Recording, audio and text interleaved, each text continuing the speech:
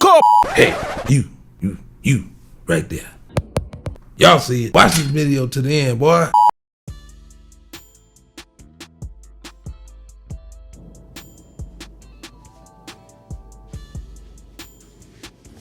Yo, Dennis here. Back with another album review. Y'all already know what the lick read. Make sure y'all like, subscribe, hit that notification button. I know I wasn't supposed to say it in the beginning, but today is not one of them days. So look, check it out. Today is Friday. I'm not sure if this video will be out tonight because I don't really think it makes sense to even put it out at this hour. I'm on West Coast time. It's almost 10 minutes to 8 right now in real time. So I know for a fact this video is not coming out tonight. I think I'm gonna drop it Saturday. I don't know, because this is one of those impromptu videos. I'm not really going against the whole post on Thursdays, Fridays, whatever, blah, blah, blah. This is an emergency impromptu video. I'm not gonna wait until Monday, Tuesday, or whatever the case. We are dropping this video right now. I would say let me know in the comments to drop this video now, but this video could not wait. Kendrick Lamar by now is probably old news right now because the Peanut Gallery on YouTube and all other social media platforms, you probably got shorts, reels, skits, and more on this particular matter. And I haven't even looked at any of them. I just seen them, glanced, and seen there was a lot of album reviews and stuff like that. As a matter of fact, I found out on my own timeline that the album actually came out. I'm just thinking it was just one song. It's a whole entire album. So Kendrick dropped the album entitled GNX, which stands for Grand National. Now, for those of you that know about old school cars, the Grand National is one of the most sought after old schools and very rare. And in the hood and a lot of other places, this automobile was sought after. But this got nothing to do with the album. So anyway, Kendrick Lamar, I feel like he took the gloves off on this one. I feel like he was in his bag. This album is so West Coast. This is a West Coast album. If you don't like West Coast music, this might not be the album for you, because off the back, I can count at least 4 tracks that has a certain type of bop to it. You know, if you like They Not Like Us, then you will definitely enjoy these bops. You know, it's that West Coast sound. I'm gonna just say it that way. It's just so California when you hear this album as a whole. With that being said, let's kick it off with the intro, the title track. I thought this track was pretty interesting title. You know what I mean? I'm not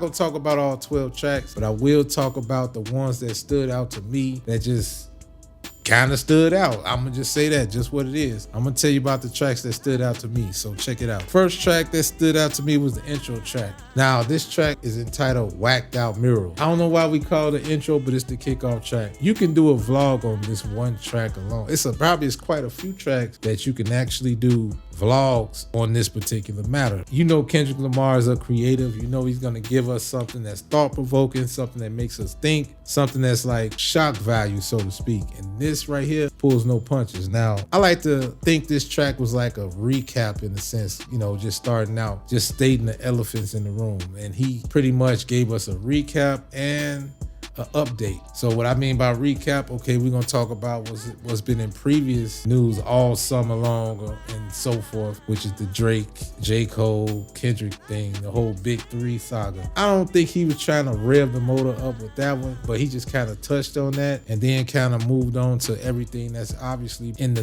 tabloids and the news after that, which was the whole misunderstanding behind the Super Bowl thing. As you know, Jay-Z and the NFL and everybody that was behind the Super Bowl committee gave Kendrick Lamar the nod. Now, from a business standpoint, I never talked about it, but from a business standpoint, I'm gonna just say this and just move on. That was the right decision to make, regardless if it was in New Orleans or Albuquerque. It's about putting the hottest acts on that stage, hands down. And in this case, it wasn't nobody more talked about. It had a run all summer long than Kendrick Lamar. Say what you want to say. Facts are the facts. Now, what I will say is this.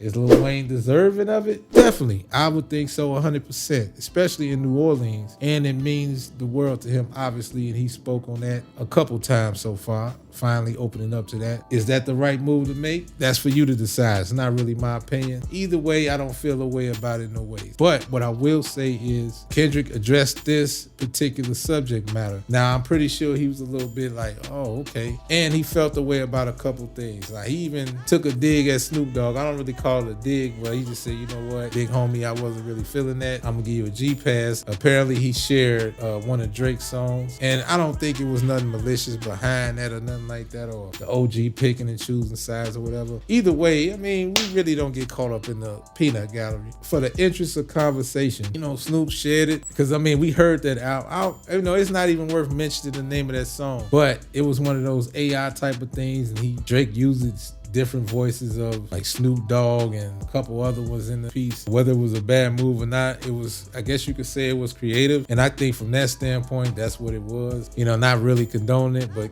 either way, Kendrick felt some type of way about it. Even said maybe he was high, or maybe it was the gummies, or whatever the case, who knows. But I thought it was a pretty clever dig. It wasn't too malicious, but it is what it is. But he did mention Lil Wayne though. I low-key think he took a couple shots at Wayne. So I don't know whether that collaboration at Super Bowl, the up-and-coming Super Bowl, will happen. I hope so. I mean, just to, put all that nonsense behind, but it's a good storyline to sell records. If you sell records, it's a good storyline to keep your name popping in the metaverse or whatever you want to call it. So I get it. It's all entertainment at the end of the day. It's two black men doing what they love to do and get paid for it. That's how I look at it. Moving along, Squabble Up, the second track. Definitely a banger for sure. If you like West Coast music, like I said, this is definitely for you. If you like They Not Like Us, this is one of those, definitely. It sounds very DJ Mustard-like. Now, moving along to another track that stood out to me, which is entitled Luther. Obviously, you can see where it's going. The beat was definitely dope. Definitely a Luther Vandross sample type beat. First of two SZA collaborations, which Kendrick and SZA has an undeniable chemistry together, and I really do encourage them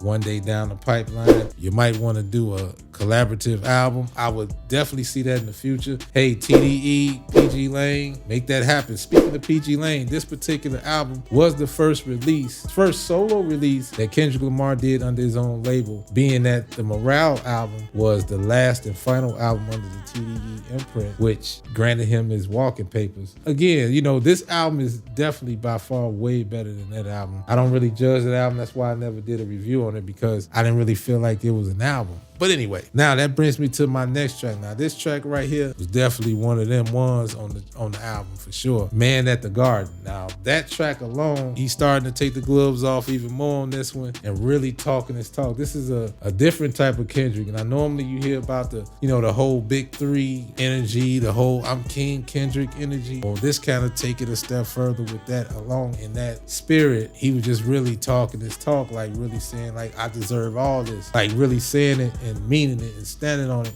I really felt the conviction in his voice when he was saying it. Like all throughout the song, he was talking about, I deserve this. I deserve this. Hell yeah, I deserve it. And you know what? As an artist, I think every artist should feel like, not to say they're entitled, but if you worked your tail off to get where you need to be, whether you being overlooked or maybe you just speaking your mind about what you deserve and standing on it, this is one of those songs. And I thought this song was just like super dope. Now moving along to the next track that really blew my mind. That's track number 6, Reincarnated. Now we at the halfway mark. Now this is the point where I'm like, oh, he really let it. You know what I mean? Y'all know how I feel about Tupac. You know how Kendrick feel about Tupac. You know how the West Coast feel about Tupac. And this was one of those tracks where he took the Made Ninja track and did his own spin on it, even taking a little bit of, in the verses, you can hear cadence of Tupac, but that's not the direction he was going in. He took a whole nother direction, which I don't want to let the cat out the bag with that. And this is one of those tracks where you could definitely revisit this and we could do a vlog about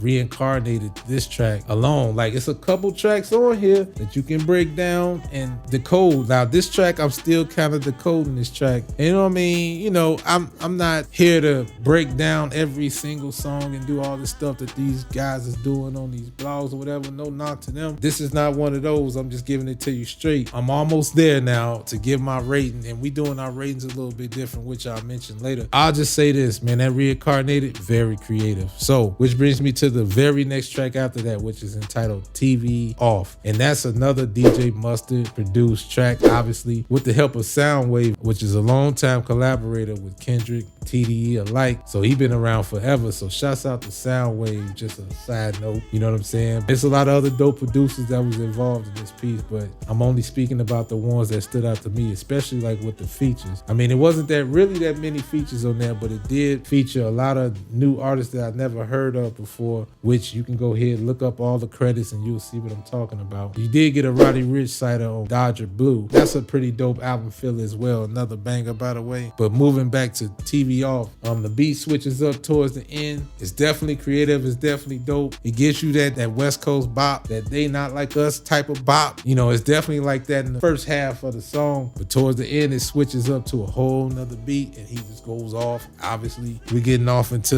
the nitty gritty now. Now we're getting towards the end. This time around, you know about the Heart series 1 through 5. This time on the album, he drops the Heart Part 6. Now this time he took a whole nother lane on this one. You wasn't really expecting that. Now I know you heard the Heart Part 5 and you know what he was on. The video was crazy, but this one right here was a little bit more personal than the others, you know what I mean? He built this whole concept around the genesis of Black Hippie, which includes Ab-Soul and J-Rock.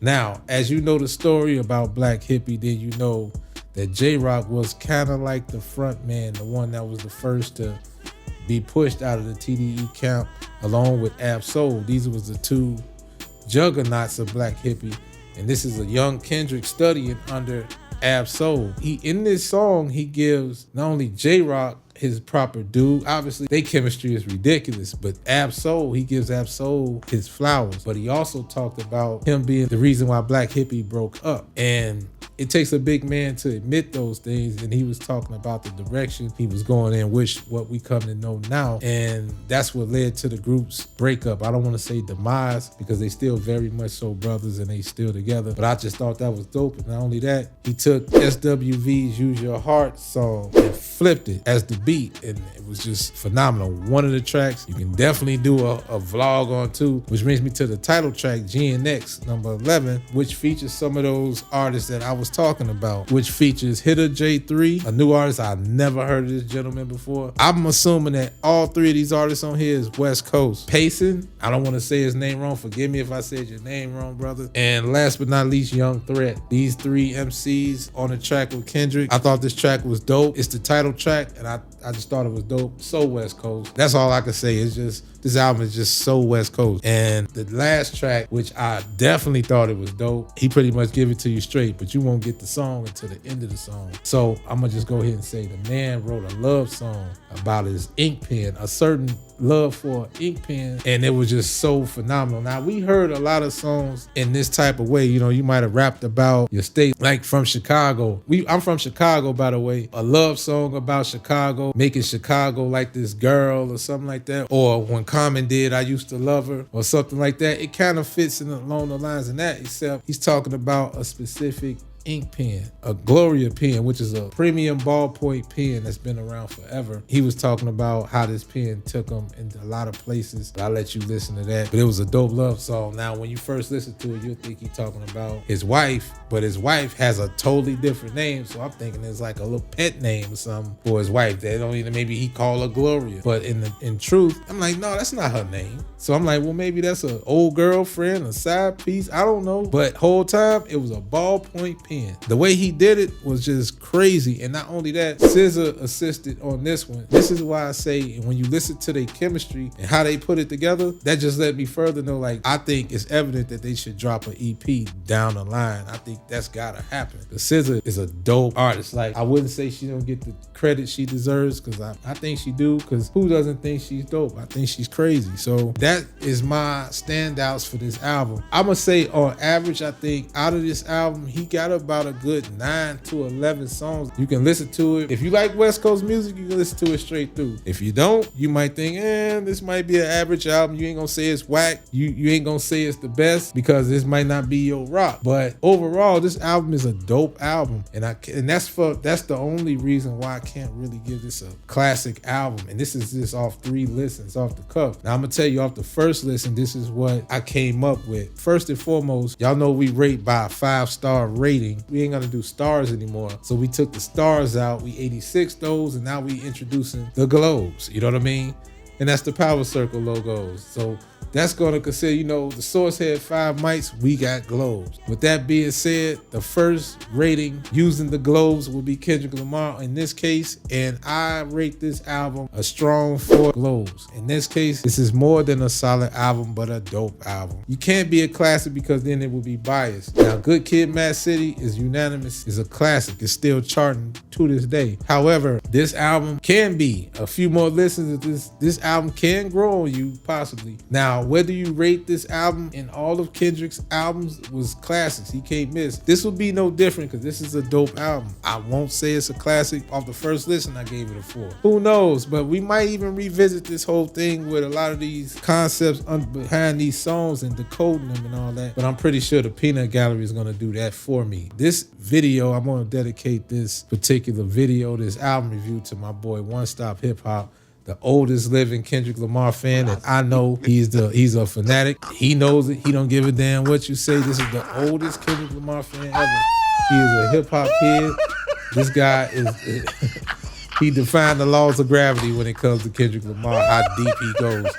And yeah, so this album is definitely dope. You know what I mean? I encourage anybody to listen to it. Some of y'all might be in y'all feelings because, you know, he's talking about maybe your favorite rapper whom you might consider the GOAT or the greatest rapper alive. You know, but we'll see how that whole storyline unfolds with Wayne and Kendrick and him against the industry and all of this, you know, whatever comes with that. But like I said, you know, it's a lot of things you can take from this project, but definitely it's a dope project for sure. Nonetheless, I don't know if I mentioned Nas about the intro, the storylines behind that. But one of the things, if I didn't mention it before, but in the first track, Whacked Out Murals, he also mentioned Nas being the only guy to congratulate him on the Super Bowl nod outside of Jay-Z. Jay-Z really don't count in this conversation, but you know what I'm saying? That was another thing. And obviously the West Coast rallied behind Kendrick for sure. And right now, what he's doing is unifying the West Coast in his own way. He's bringing people together. He's putting people on. He's really letting you know he's going into the CEO realm this time. He's ready to be big boss Kendrick right now, you know, following in the footsteps behind Top Dog. And I definitely think TDE did a wonderful job with Kendrick and guiding him and molding him into being the artist that he is, let alone the businessman. Shouts out to TDE.